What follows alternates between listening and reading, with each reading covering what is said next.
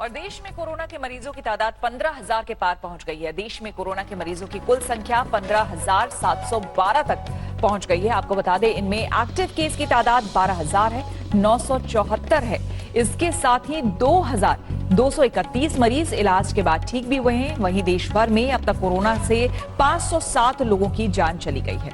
तो फिलहाल corona update हम आपको दे रहे हैं। देश में कोरोना से किस तरह से 2,231 मरीज इलाज के बाद ठीक भी हुए हैं। ये एक राहत की खबर है, थोड़ी अच्छी खबर है, लेकिन इस बीच आंकड़ा कम नहीं हो रहा है, जिसकी वजह से परेशानी भी है।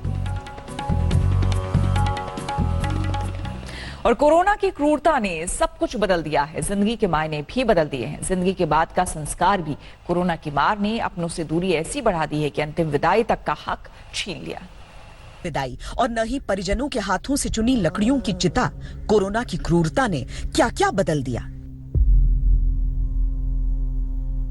जो लॉकडाउन की जरूरी बंदिशों के उल्लंघन को अपनी कामयाबी समझते हैं, यहाँ तो मौत के बाद भी लॉकडाउन का मर्यादाओं के साथ पालन किया जा रहा है। हमने बीच की तरफ ध्यान ही नहीं दिया। घर पे सिर्फ 2 जने हैं, मेरी 2 मामियां हैं और हम 4 या 5 लोग यहाँ पे आए हैं, वो भी एम्बुलेंस में साथ ही बैठकर, बस इससे ज्यादा नहीं है। हमें ये भी नहीं पता कि 20 लोगों की परमिशन है तो हम 20 लोग तो इकट्ठे करके ले चलें। मेरे 4 मामा, 4 मामियां, उनके बच्चे सब बड़े हैं, वो सब भी नहीं आए हैं। किसी बॉडी में तो 2 या 3 लोग ही आते हैं, किसी में तो मैंने देखा 1 या 2 बंदे ही आते हैं, तो हमारे कर्मचारी उनको कंधा देते हैं। मृत्यु की संवेदनाओं से बड़ा कुछ नहीं होता, लेकिन दूसरों की जिंदगी का सवाल उससे भी बड़ा होता है। मृत्यु आखिरी सच है, इससे इनकार नहीं, लेकिन कोरोना संक्रमण से मृत्यु विधि की लेखनी का दुखद हिस्सा है। अंतिम संस्कार के समय वायरस से सतर्कता जरूरी भी है और जिम्मेदारी भी। उसमें कंधा नहीं दिया जाता। उसमें जैसे एम्बुलेंस से जैसी बॉडी उतारते हैं तो वो स्ट्रेचर होता है, स्ट्रेचर बॉडी अंदर बॉडी लेके जाते हैं सीएनजी में, वहां से उसे उठा के प्लेटफार्म पर रख दिया जाता है। उन्हें कंधा नहीं दिया जाता उस बॉडी को। इसी निगमबोध घाट ने अंतिम संस्कारों के साथ हजारों लोगों की भीड़ और भीड़ के अपने अपने मातम को सुना है। अंतिम संस्कार के समय अपने अपने यहाँ की रीति रिवाजों की चर्चाओं को सुना है, लेकिन अब जो है वो यही है। कहते हैं खुशियां बांटने से बढ़ती हैं और जो दुख होता है वो बांटने से कम होता है।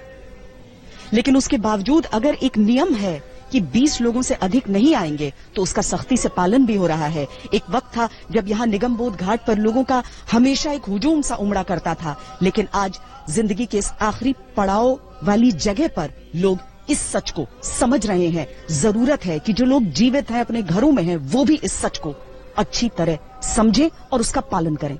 कैमरा पर्सन सईद मोहसिन के साथ श्वेता सिंह, दिल्ली आज तक। और संक्रमण काल में सियासत आसमान पर है। राजस्थान के बेंगू में तो विधायक महोदय प्रधानमंत्री मोदी और मुख्यमंत्री गहलोत में तुलना करने लगे, और जब इस सवाल का जवाब एक महिला ने मोदी कहा तो विधायक बुजुर्ग महिला से राशन छोड़ देने का फरमान सुना दिया। सुनिए। रात को तुम्हें भूखा नहीं सोने दूंगा, तो कौन आदमी अच्छा है? अशोक गहलोत अच्छा है कि मोदी अच्छा है? बताओ। दिए जलाने वाला अच्छा माता की, आप तो मोदी को अच्छा कह रही हो।